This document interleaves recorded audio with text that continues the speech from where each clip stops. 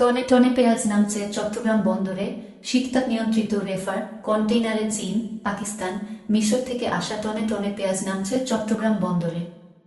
বৃহস্পতিবার 29শে আগস্ট চট্টগ্রাম বন্দর থেকে খালাস হয়েছে 350 টন। এর আগের দিন বুধবার বন্দরে নেমেছে 405 টন। জুলাই আগস্ট 2 মাসে চট্টগ্রাম বন্দরে নেমেছে 4700 টন, যা গত বছর বন্দর দিয়ে আসা পেঁয়াজের চেয়ে বেশি। 2023 সালে চট্টগ্রাম বন্দর দিয়ে পেঁয়াজ এসেছিল 3200 টন। সরেজমিন খাতুনগঞ্জে দেখা গেছে আড়তগুলোতে দেশি, ভারত, চীন, পাকিস্তান, মিশর, থাইল্যান্ডের পেঁয়াজ ভর্তি।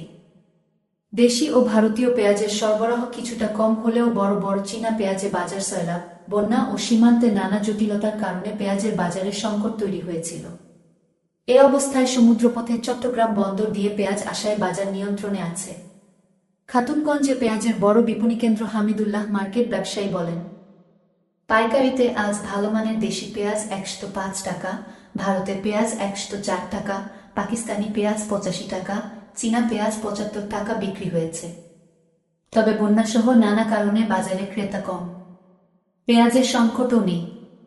খবর পেয়েছি সীমান্তের স্থলবন্দরেও পেঁয়াজের দাম কমছে।